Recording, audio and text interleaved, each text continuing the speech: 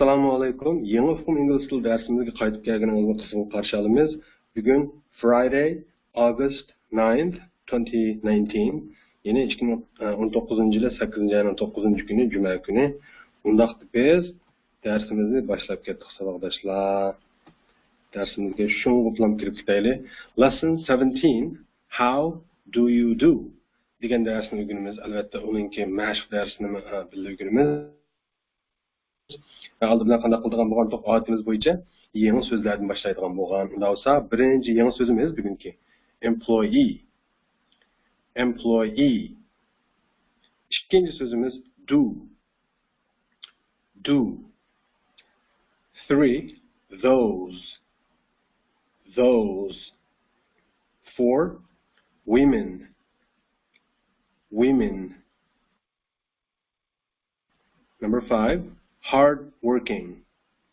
Hard working. Number 6, there. There. Number 7, keyboard. Keyboard. Number 8, operator. Operator. Yoki operator deb T tavshini aniq olsak bo'ldi. Yana bir qatima operator. Operator. Yoki men abim dastlabda o'qigandak operator deb o'qisak bo'ldi bu so'zni, ha. Number 9, busy. Busy. Number 10, sales. Sales. Number 11, reps. Reps. Number 12, lazy. Lazy. Number 13, young. Young. Number 14, office. Office. Number 15, assistant. Assistant. Number 16, 17. 17.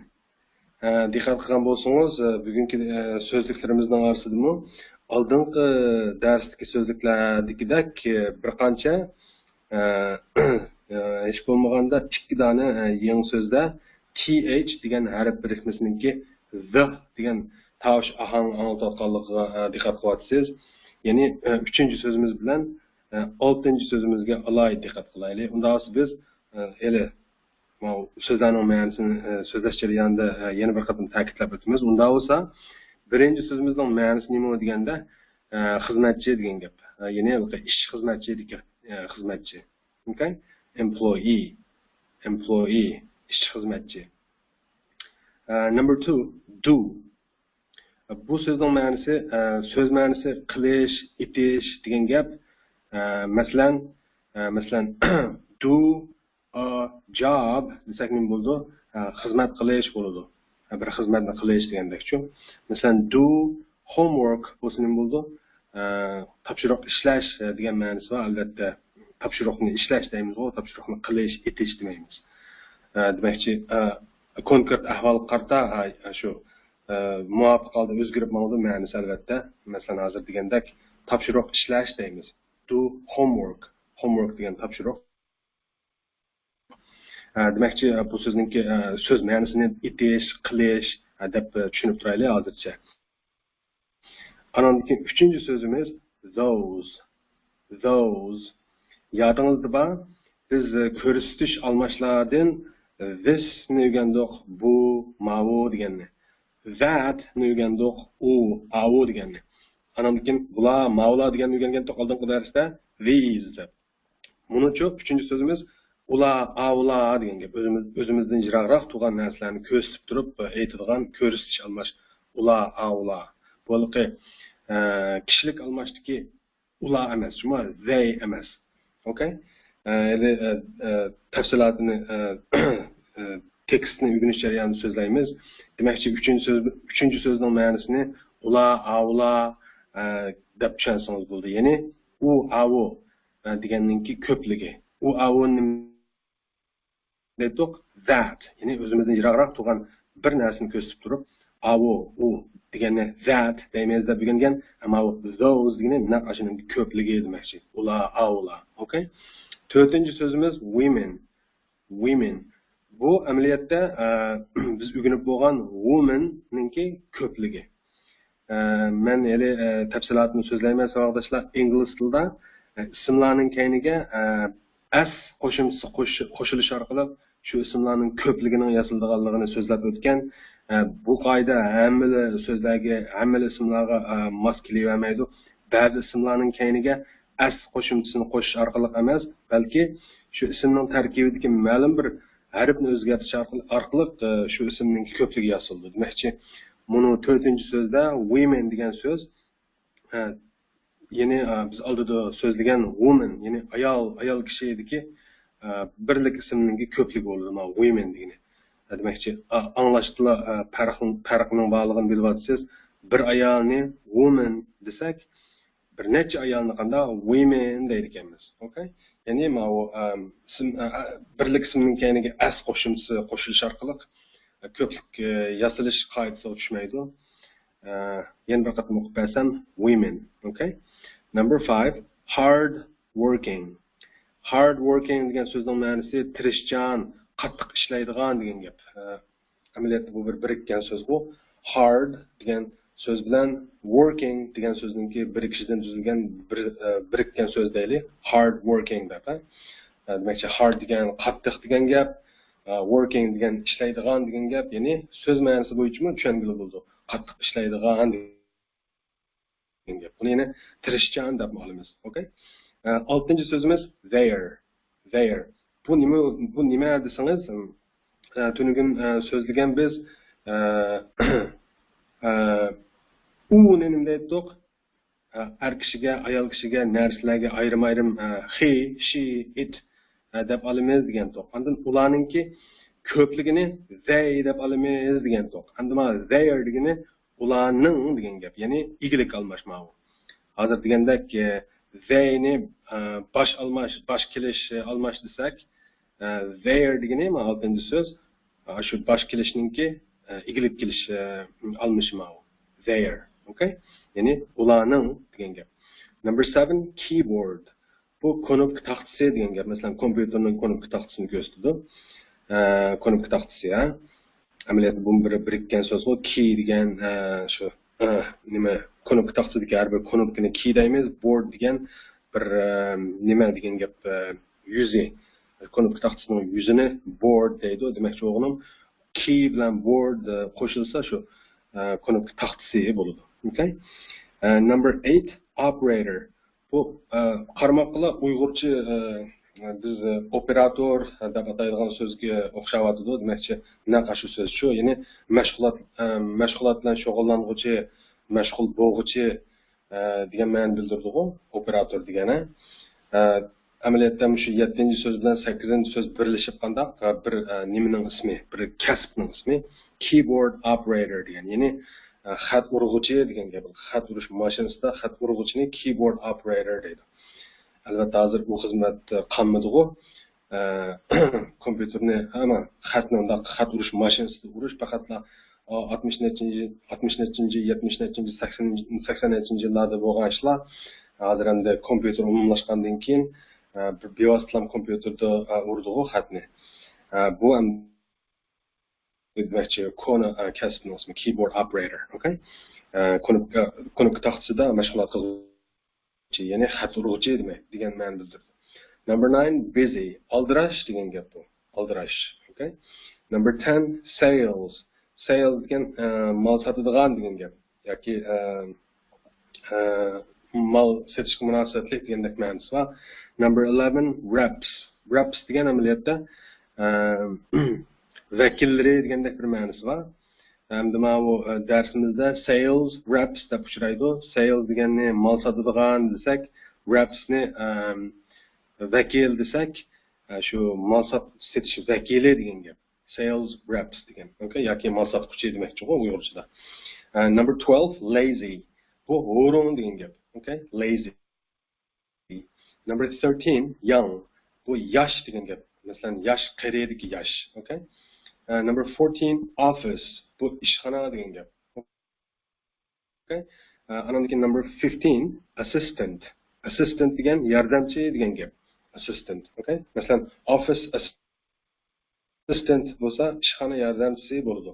Bu bir kasbning ismi, xizmatning ismi.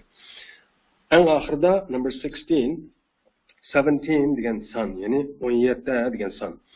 Albatta darsimiz 17-ci dars bo'lg'achqa 17 degan sonni bilish kerak bu. Xo'sh, unda yuqoridagilari so'zlarningki o'qilish ohanglari va ularningki anglatidigan ma'nolari va ishlatilish o'rinlari. Unda biz tez surat qandaq darsimizningki nimasi qarab boqayli, dialogga. Qarasangiz lesson 17 how do you do degan temadagi dars ekan bu. Conversation, ya'ni parang degan gap bu. Conversation, ya'ni shu parangni, ya'ni bugungi dialogni o'rganib bo'lib, oxirida biz javob berishga tegishli savol nima ekan? What are Michael Baker and Jeremy Short's jobs? Degan gap bu. Qarasangiz tushuna olasiz, hargiz tas emas, faqat mishada are deydigan BPL bilan job ning kayniga qo'yilgan as qo'shimchasiningki shu ishlatilish o'rniga diqqat qilsangizlar, amaliyotda tas emas jumlani tushunishi. Konkret ahvolni biz so'zlaymiz, tekstni ko'rib bo'lgandan keyin, dialogni ko'rib bo'lgandan keyin. Dialogning mazmuni, mono mazmuni shu. Olsa, mana agishib o'qinglar savdoshlar. Bu Mr. Jackson bilan Mr. Richards ning o'rtasida bo'layotgan bir parankan qarama. Mr. Jackson bunda deydi qarama, mana agishib o'qing. Come and meet our employees, Mr. Richards.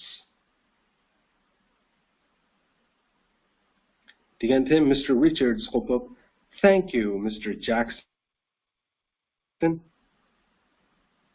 Dedi.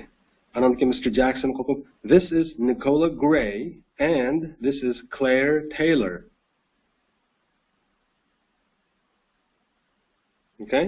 Hech qisi yo'q, o'qiyamsiz, hargiz jiddiylashmang. Men yana bir qatim aygashtirib o'qidim. Mr. Jackson'ninki ashu gipiga qarta, ya'ni this is Nicola Gray and this is Claire Taylor degan gipiga qarta Mr. Richards nimda aytadi? How do you do? deydi.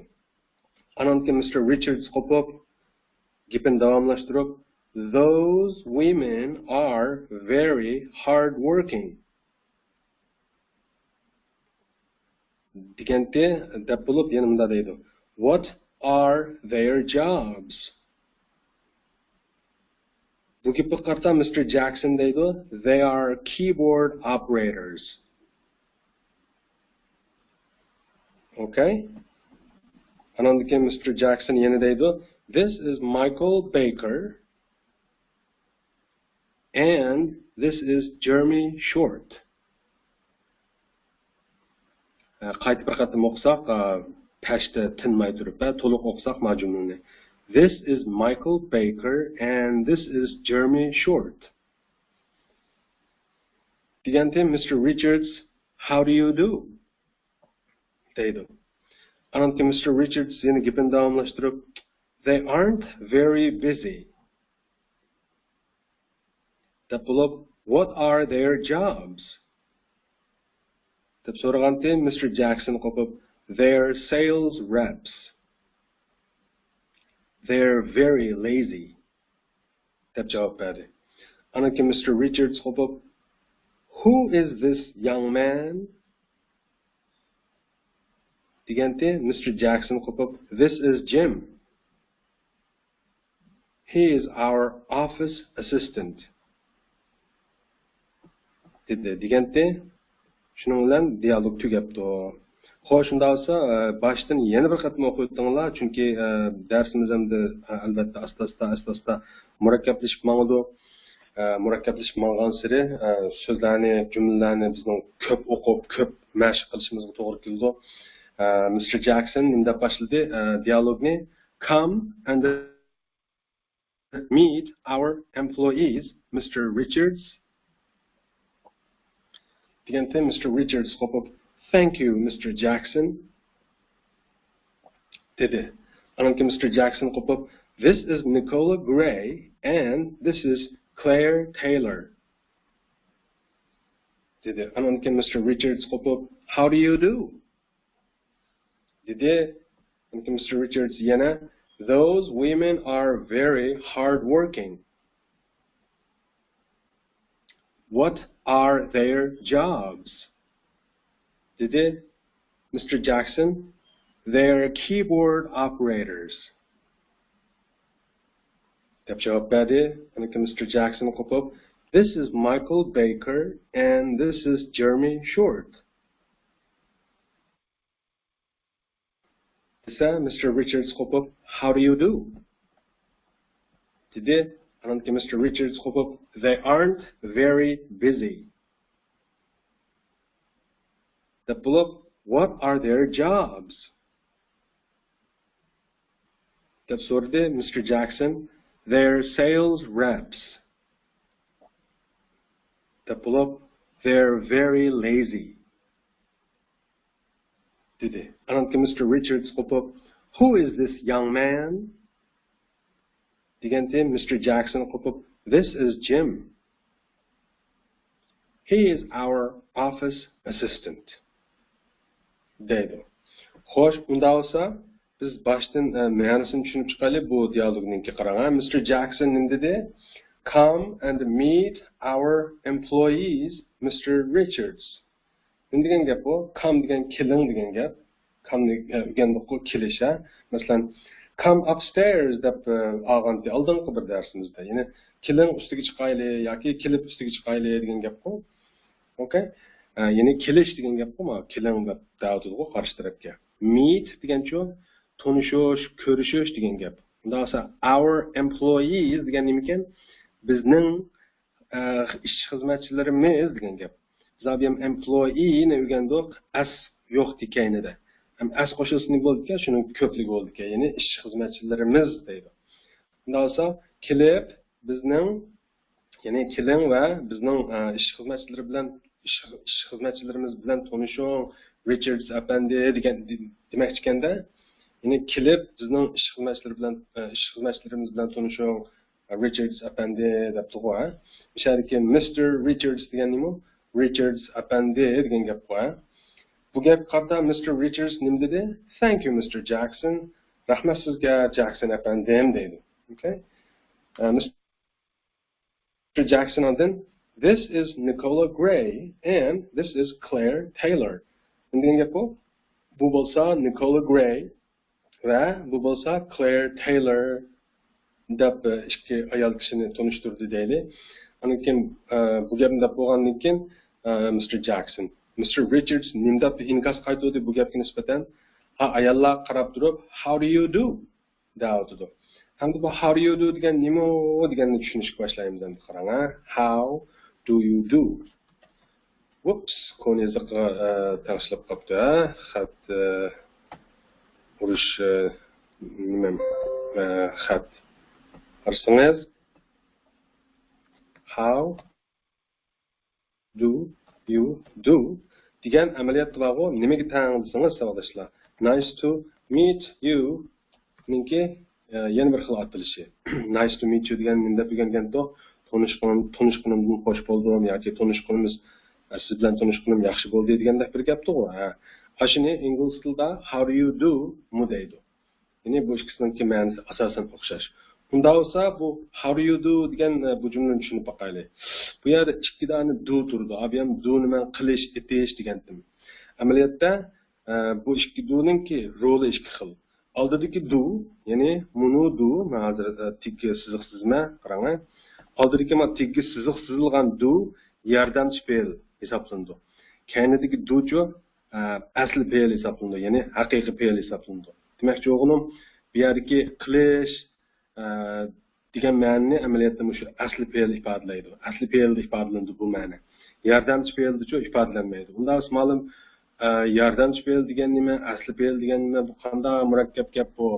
Fe'l degan bir xillan bo'lmamdi deb o'ylayapsiz albatta. Ingliz tilininki ifodalash odati mushundoq. Masalan, bu savolda nimish bu yordamchi fe'lni ishlatib desangiz, shu yordamchi fe'lninki yordami orqali so'rildi bu savolchi. Demakchi, agar yordamchi fe'l bo'lmasa, bevosita how you do desak, ma'nisiz jumla bo'lib qoldi. Buning tafsilotini biz oldimizga ketib so'zlaymiz. Bu yordamchi fe'l degan nima? Be fe'l dedingiz ma'lum. Bu yomon gapingiz to'la ekan deb o'ylab qilayotgan bo'lsangiz, ozroq ta'xir qiling. Ingliz tiliga rasmiy kiramidingiz, rasmiy kirib olganda bu narsalar bak oddiy tuyuladigan bo'lib ketadi. Okay? Ya'ni eng muhimi mana jumlada bilib olish tegishli. Birinchi duni yordamchi fe'l, ikkinchi duni haqiqiy fe'l deblam tushunib olsangiz bo'ldi. Hamda qilish, itish degan ma'noni shu haqiqiy fe'l ifodalaydi. Unda bu gapningki so'z ma'nosi bo'yicha tarjima qilsak, ma'nosi nima desangiz, how deganni qandoq deb degan to'xta yodingizda bor. Do'ni yordamchi fe'l, okay, uni tarjima qilmaylik. You deganni siz dedik. Do degan qilish, itish dedik. Ya'ni siz qandoq qilyapsiz degandek ma'ni bildirgan-ku. Ya'ni how do you do deganni amaliyotda ko'shma ma'nida tushunamiz dedim-ku.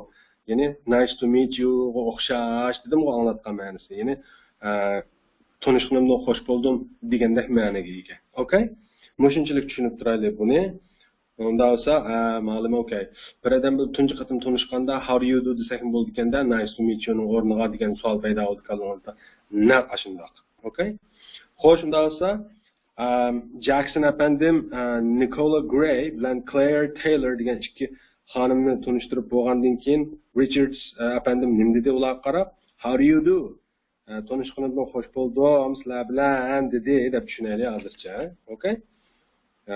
Bu gerçi sual belgisi bo'lsa-mu, demakchi jumla savol jumla bo'lsa-mu, gerçi amaliyotda shu nice to meet you degandek bir ma'no oldi dedik, bu tanishganimdan xush bo'ldim deb tushunamiz. Okay? Andan keyin Mr. Richards u gapni shu tanishganimdan xush bo'ldim degan gapni ikki xonimga deb bo'lgandan keyin Mr. Jacksondan bunday so'raydi qarang. Those women are very hard working. Ya'ni those ni avla dedik-ku. That'ninki ko'pligi dedik, ha. Women deganni ayollar desak, masalan, avla ayollar buni. Avla ayollar desak ma'nisiz bo'lib qoladi biz. Uyg'ur tilida ava ayollar deb olamiz, lekin ingliz tilida shu avla degan ko'rsatish amlash bilan birga ishlatiladi. Chunki ma ism qanday qism ko'plik ism. Demakchi, ism ko'plik bo'lsa, uningki oldiga keladigan ko'rsatish almashma ko'plik ma'nosini bildiradigan ko'plik ko'rsatish almash ishlandi, okay? Lozim bo'ldi. Ya'ni ava ayollar bo'lsa very degan nihayat degan gap bu. Yoki back hard working deganni tirishchan, qattiq ishlaydigan degan tuqqu. Unda nima deb tushunsak bo'lar bu jumlani?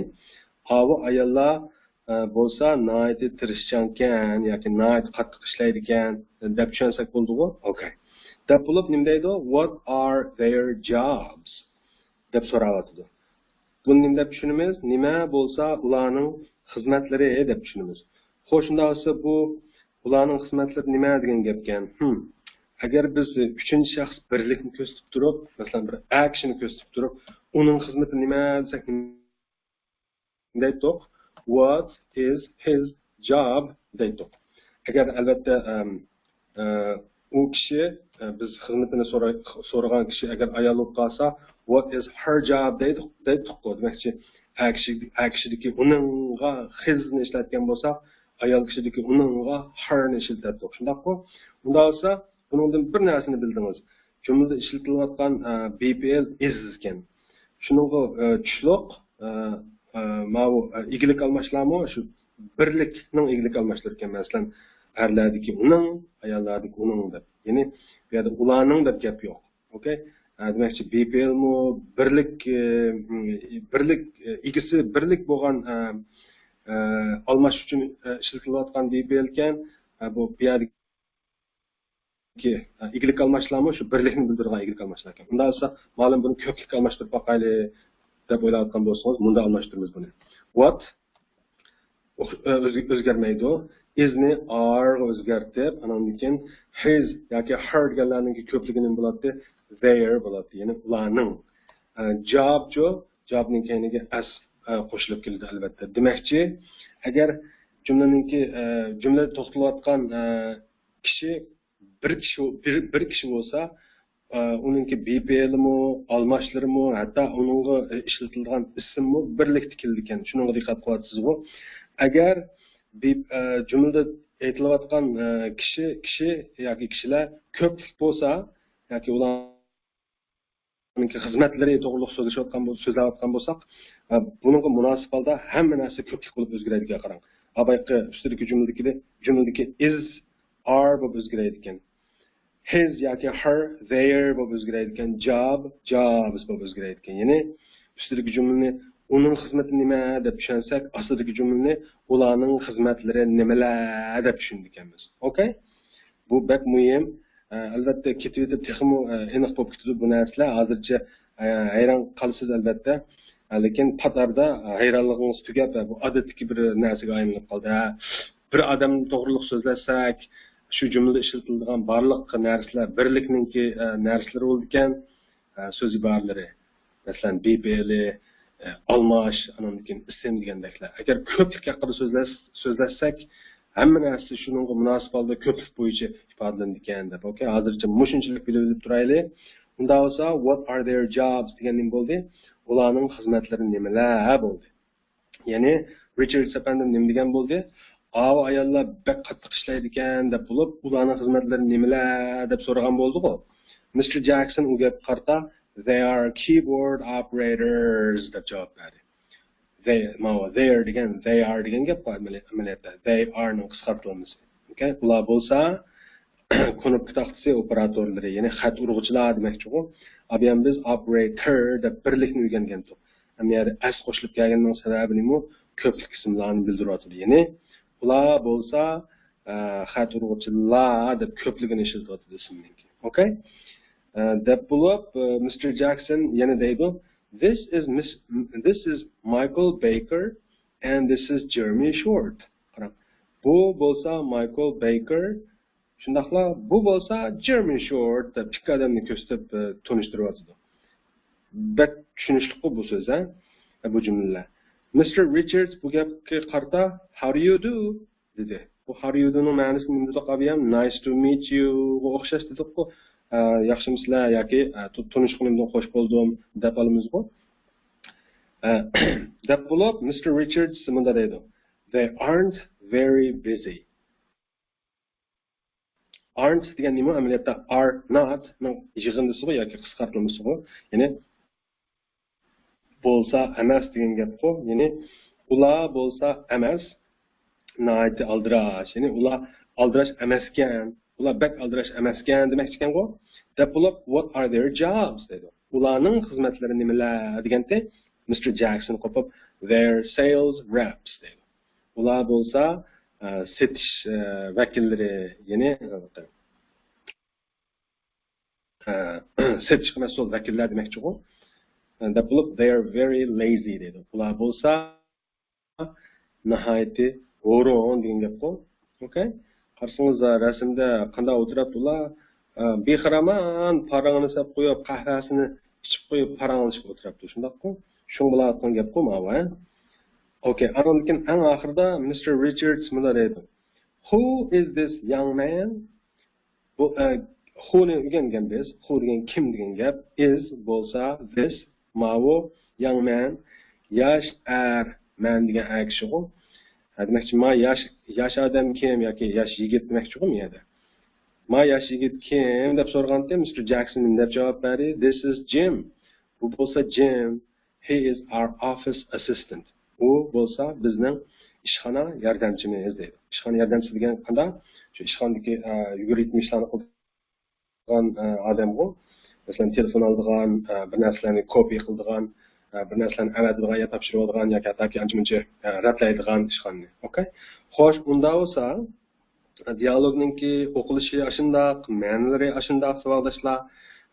Dastlabda albatta ingliz tilini yangi boshlaganda odam ko'namay ingliz tilininki ifodalash odatiga. Yangi so'zlar ko'paygan sari azar qaymoqadigan ishlar bo'ladi. Bu normal ish. Hamma odam shu bosqichdan o'tadi. Unda bo'lsa mening hozir o'qitganim, tarjima qilganim meni yetarli emas. Yana o'zingiz qoidadan jumlalarni ko'chirib yozib, o'zingiz tadqiq qilib, tahlil qilib, analiz qilib, o'qib yodlab, yozib o'rganmasangiz bo'lmaydi. Okay? Unda biz savolimizga javob beraylikmi? What are Michael Baker and Jeremy Short's job? Degan savolga javob beraylikmi? Adimiz bo'yicha. Nima degan gap bu? Michael Baker, ya'ni nima bo'lsa Michael Baker bilan Jeremy Shortning xizmatlari degan gapkan bu. Javob bundaq beramiz javobni qarang. Michael Baker and Jeremy Short's jobs qarang xato dedim to's qoldim ozg'ili ularning xizmatlari bo'lsa mundaq deyishning hojati yo'q bevosita ular bo'lsa mundaqchilar deb xizmatini desak bo'ladi masalan Michael Baker and Jeremy Short are nima sales reps degan yodingizda bormi Michael Baker bilan Jeremy Short bo'lsa ya'ni bo'lsaga isni ishlatmay are ni ishlatib chunki jumlaning ikkisi Michael Baker and Jeremy Short ya'ni Michael Baker bilan Jeremy Short ya'ni ikki odam jumlaning ikkisi ikki odam they tango shuning uchun are ishlatiladi agar Michael Baker nim degan bo'lsa is degan bo'ladi agar Jeremy Short ni yolg'iz degan bo'lsa are is bo'ladi nimishqa are keldi yana bir qatim desam jumlaning ikkisi ko'plik bo'lganligi uchun ya'ni bu yerdagi jumlaning ikkisi deganimiz Michael Baker and Jeremy Short ikki odam qartilgan sales reps deganni setishga mas'ul vakillar dedik qo'y. Xo'sh, bunday bo'lsa buningki yana bir xil ifodalash yo'li bor, ma'lum bu savolda Michael Baker bilan Jeremy Shortning xizmatlari nimalar deb so'radik. Javobdimi Michael Baker bilan Jeremy Short bo'lsa setishga mas'ul vakillar deb qayta ismlarni yana takrorladik. Bu Michael Baker bilan Jeremy Shortni yig'inchoqlablar, qisqartiblar ular bilan atsak bo'lamdi chunki ularni o'rgandik emasmi albatta bo'ladi they demakchi they are sales reps deb javob bersak bo'ldi ya'ni savolda palonchi odamning yoki palonchi veb stansiyalarning xizmatlari nima deb so'ragan bo'lsa javobda ular deb shu odamlarning ismlarining o'rniga almash ularni ishlasak bo'ladi okay shuning uchun they are sales reps desak bo'ladi buni texnik qisqartib qanda are ninki a'sini tashib etib qanday bir tash orqali qo'shibetsaklar their sales reps bo'ladi their sales reps ya'ni o'xshashli ma'nosi ular bo'lsa setishga mas'ul vakillar yoki setish mas'ullari setish vakillari desak bo'ladi okay demakchi darsimizningki dialogning o'qilishi va ma'nosi shundoq unda bo'lsa savoldoshlarningki ko'p mashq qilishni ko'p yodlab yezib ko'chirib jiq mashq qilishni umid qilamiz darsimizningki temasini yana bir aslab o'tib kelsak how do you do degan nima ekan nima gap bo'ldi tanishganlarni xo'shman degan gap ya'ni nice to meet you o'xshash ma'nosi okay xo'sh shunda bo'lsa biz 17 darsning xo'shlashib 17 dars bilan xo'shlashib 18 dars ya'ni shu 17ninki mashqni bir ko'rib o'taylik 18 ni nima deydi ekanmiz qasddan ikkinchi so'zimiz yangi so'zlar tizimligidagi 18 bo'ladi 18 albatta yangi so'zning yana birisi teacher degani nima o'qituvchi undan bo'lsa o'qituvchi bilan nima ekan 18 ekan bu darsimizdagi yangi so'zlar 18 darsningki temasi nima bo'ldi what are their jobs abiyamda bo'ldi ularning xizmatlari nimalar deb okay undan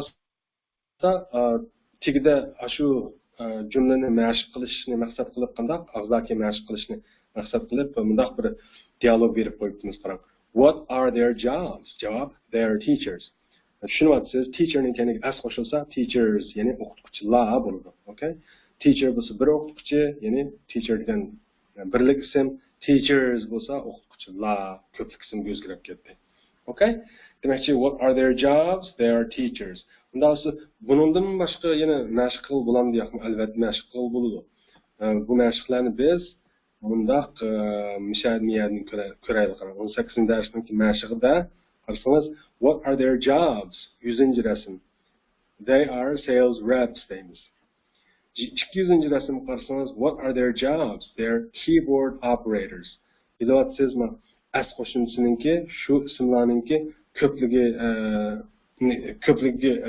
birlik ismlarni ko'plik ismlar o'zgartirish uchun qo'shilganligini as qo'shimchasini bilasizsiz masalan 300 rasm mechanics mechanic deb o'rgangandik remontchi deb yoki mexanik mechanics bo'lsa remontchilar bo'ldi okay savolni so'rasak What are their jobs? Javob, they are mechanics. Okay? Ularning xizmatlari nimalar?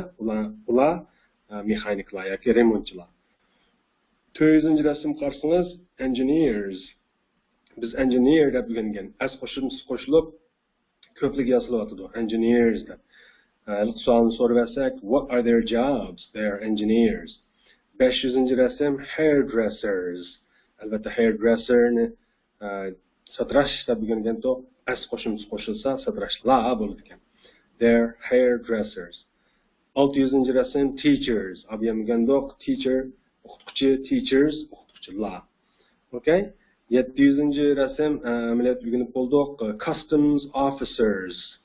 Customs officer ne tamojna xodimi degan to. Customs officers bo'lsa tamojna xodimlari bo'lib ko'plikka o'zgardi.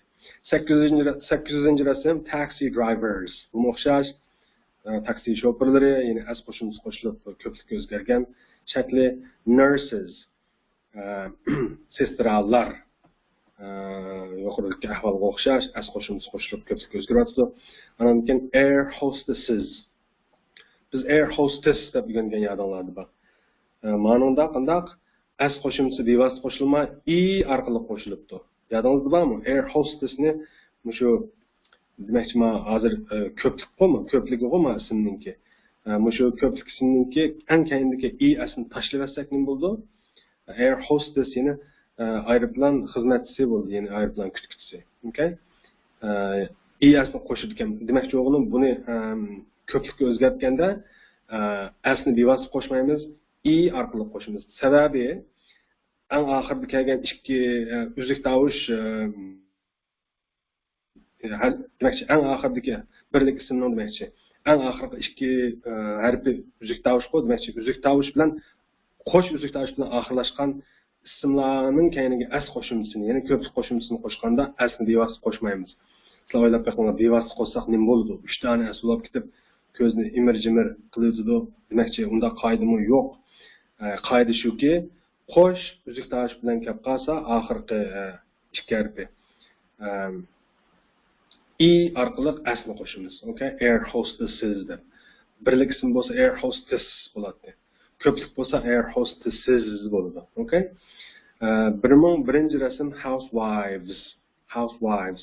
Biz housewife deb o'rgangan. Housewife ki ma'vo eng oxirdan sanagandagi ikkinchi harfi f de. Demakchi shundaq f bilan oxirlashgan yoki eng oxirdan sanaganda ikkinchi harfi f bilan oxirlashgan birlik ismlarni ko'plikka o'zgartganda f ni v ga o'zgartib olib, undan keyin as qo'shamiz. Okay? Housewife, housewives deb. Demakchi housewife bo'lganda f o'qiladi, f o'qiladi. Housewives bo'lganda v o'qiladi, diqqat qilasizmi? Okay? 1002-rasm milkman. Yodingizda bor, sutchi, bir sutchi yoki bir sutchi odam deganni eng oxirdan sanaganda ikkinchi harfini a deb o'rgangan to'q. Milkman deb. Ammo milkman deb uning ko'pligiga o'zgarsa, demakchi birlik ism ko'plikka o'zgarsa, uning keyiniga as qo'shiladigan ahvol mishaga to'g'ri kelmaydi, mushu so'zga to'g'ri kelmaydi. As qo'shmaymiz, balki a ni i ga o'zgartirib aytdik qarang. Milkman deb o'zgaradi. Birlik ism milkman deb o'qilgan bo'lsa, ko'plik ism milkman deb o'qildi. Mau 1003-rasmda shundaq. Postmanni ko'plik o'zgarsak postman bo'ladi. Ya'ni keyiniga as qo'shilib ko'plikka o'zgaradigan qoida tushmaydi mana, balki a ni i ga o'zgartirsak ham ko'plikka o'zgaradi. Okay? Ma policeman shu. Policeman. Asli policeman to'g'ri. Policemanni ko'plikka o'zgarsak policeman bo'ladi ekan. Police woman de asli soqchi ayol yoki ayol soqchi. Ya'ni eng oxirdan sanaganda ikkinchi harfi a de. Ma'noda ko'plikka o'zgartganda a ni i ga o'zgartirib qo'ysak ham bo'ladi ekan. Ya'ni keyiniga as qo'shmaydi ekanmiz. Shu hisobda masalan 1002-rasmdan boshlab qarasangiz 1002, 1003, 1004, 1005larda o'xshashlik ahvol. Men deb o'zgardi. Men deb o'zgardi. Men deb o'zgardi. Miyada women, women bo'lib o'zgaradi. Bunda o'ylasangiz o'qilishida xil farq bor ekan. Ayol kishi deganda masalan, bir ayol kishini woman desak, ko'plik ayolni qanday ko'p ayolni women deydi ekanmiz. Woman, women. Okay? Bunday mashq qilish kerak. Xo'sh, unda bo'lsa yuqoridagi deganim bunu savol 18-darsning, ya'ni shu mashq darsimizningki dars temasida berilgan savol, what are their jobs? Ularning xizmatlari nimalar? Buning qandaq yuqorqi rasmlarning tegishli so'zlarni qo'yish orqali mashq qilamiz. They are housewives, they are milkmen, they are postmen, they are policemen, they are policewomen degandek. Okay? Mushuni ko'p mashq qilganda andan keyin yuqori saviyaga yetib bo'ldi albatta. Unda bo'lsa bu ag'zaki mashq o'zingizga qoldi. Bu darsningki oldingi darsimizning farqlanadigan yeri o'tgan kelqi. Uning xizmati nima degan darsdan farqlanadigan yeri vaqtida what is his job yoki what is her job degan to'q. Javobga qandaq he yoki she is a masalan teacher desak, u yoki u er kishilik bu yoki ayol kishilik bu. Bir o'quvchi degan bo'lsak, bugungi darsda qanday they are teachers deb bundaq da'vatimiz. Demakchi, u bir o'quvchi deganda cho'qim keladi ekan a teacher deb. Ular o'quvchilar bo'lganda albatta bir jup qoldi-ku. Demakchi, sonning qancha bo'lishi hamda amaliy ahvolga bog'liq-ku. Demakchi, umumlashtirib aytganda ular o'quvchilarni they are teachers deymiz. Buni texnik qisqartib they bilan are ni bundaq chetib ekanmiz. They are deb o'qiladi. Qisqarib o'qilgandimi. Okay? Demakchi, bu shu og'zaki mashq shu. Savodoshlar, buni o'zinglar ayrim jiq mashq qilmasanglar bo'lmaydi. Mashq deganim yezib, o'qib, yodlab degandek. Bakchiq ko'chirib, daftarlarni to'shqizib aytganda ananki ingliz yaxshi bo'ladi odamning. Okay? Endi biz nima ish qilamiz deganda, yozmich mashqlar qarab boqaylik. Yuqoridagilari og'zaki mashqlar.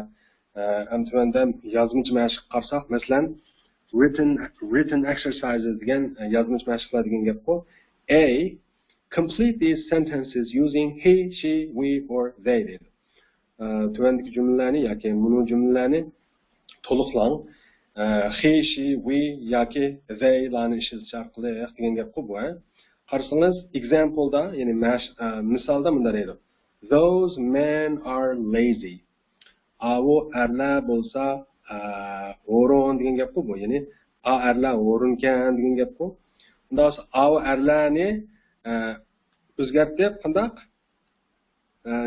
nima deb to'ldirib o'tganmiz nimani bo'sh o'rinni, ya'ni bir nima are sales reps.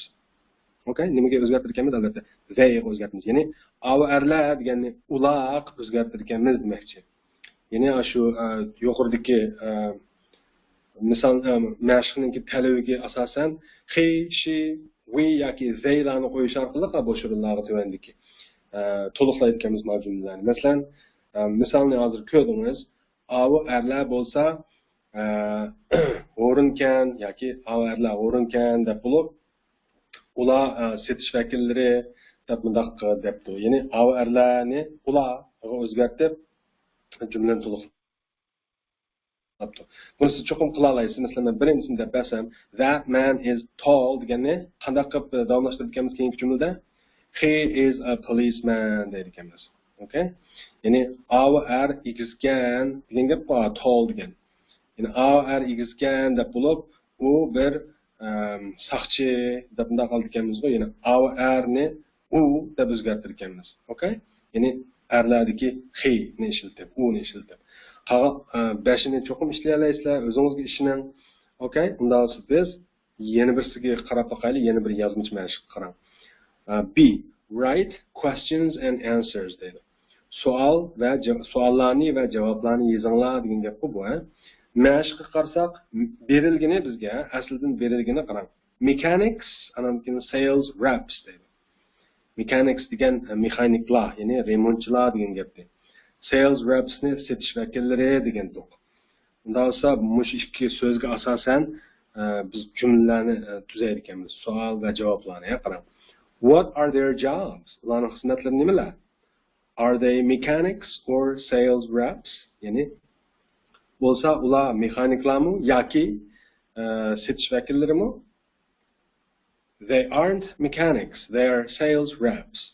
Ular bo'lsa emas mexaniklar, ular bo'lsa setish vakillari. Yani mexaniklar bilan setish vakillari degan berilgan so'zlarga asosan ikki dona savol jumla, bir dona ikki dona javob jumla tuzabdi.